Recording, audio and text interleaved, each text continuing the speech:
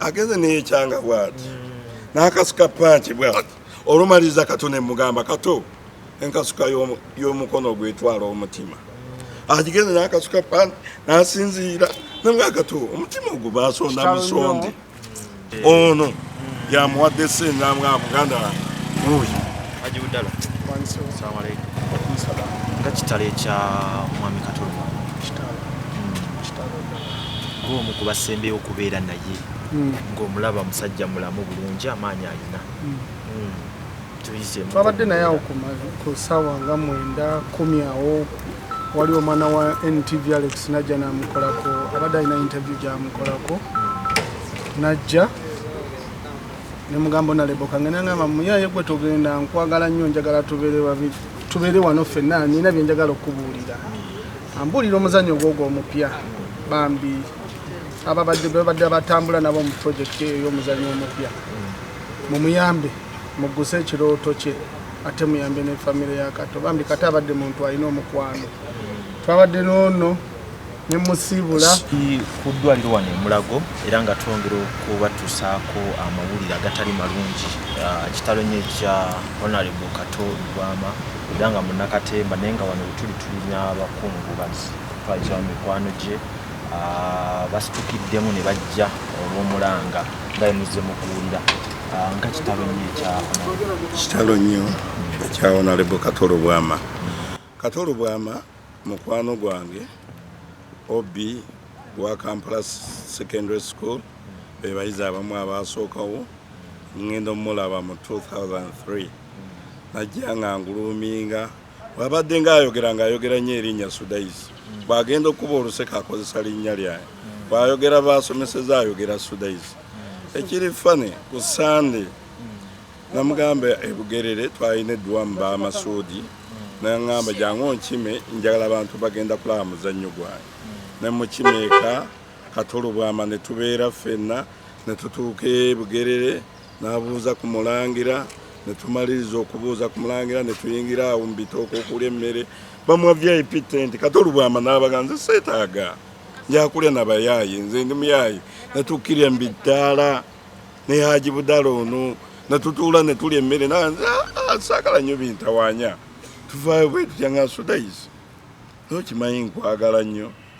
abantu abamu bembadde nya Sudais nkwagala nnyo Muhammad Nsereko yangulidde simu yange baginzibyeko ku Lwakusatu oluze ku ofiisi olwayo wafaawo ku Nakumati mbadde ngenda kusana Sudais sooka okume nankubiramu nga nembuuza ati kikigwe namwe gwe kyali gwe nvaako ngenda muswala oba oswala sooka ogende osaale naye ng'ebintu ebimu byabadde ayogera Mukama tabimuwadde yagambanga nti nzirayo kunnongoosa naye bwe mba ngenda okulongoosebwa bwendi ntoola asaadu ye terabise Kato atugambye awo nti tukwatagana olwayo waliwo byenjala tugatte Kato kumbe tusiibuligana ku ssaawa nga zigenda mu 12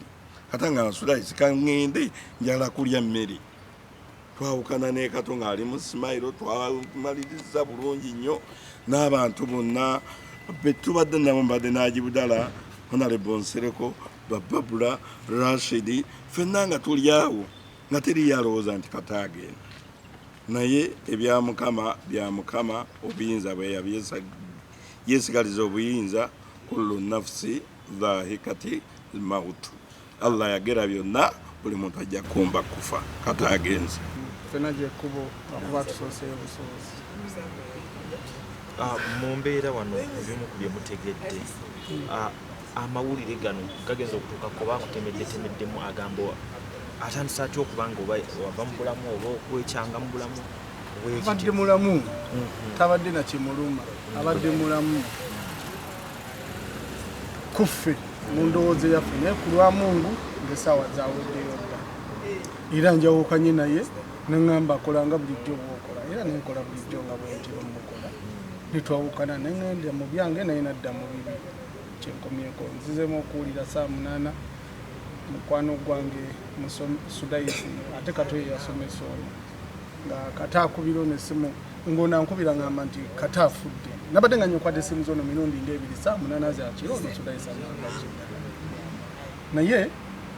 oluvannyuma neŋŋamba kanjikwate nangamba Budala Kato afudde inna lillahi wa inna ilaihi raji'un banange yene kitalo nye gwanga lifiridwa entertainer omuntu abadde ayogera amazima oba kikuluma naye nga yaga kubulira ate etya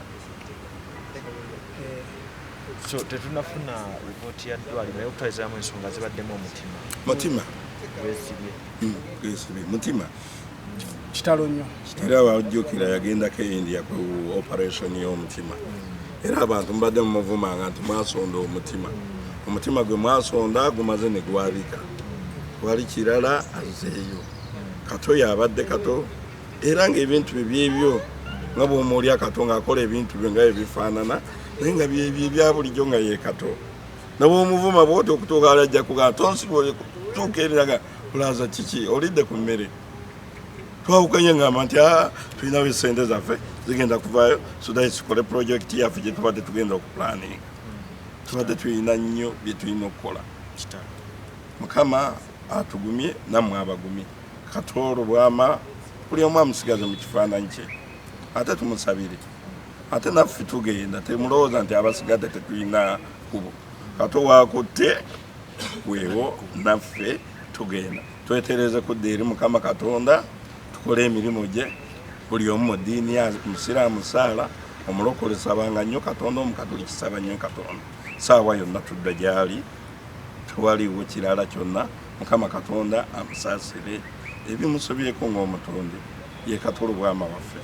siina kyenyinza kwogera Kato abadde agamba abantu musomesa wange mukwano gwange bizinensi y'obubuloka ng'eteeyo tikyanyu yakusomesa agamba pasente yange ne baba bagambye kola kino n'ofuna senga gamba kibuloka 10% yange jimpe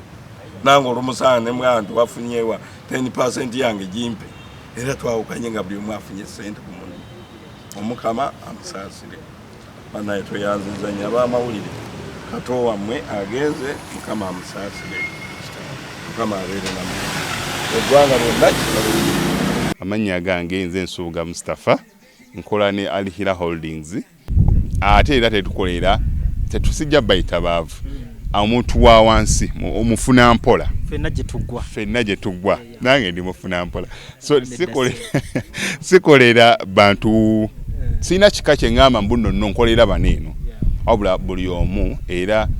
buli omu nga bwozze bwe tukola ki bwe tukwata kati Alihira Holdings Uganda Limited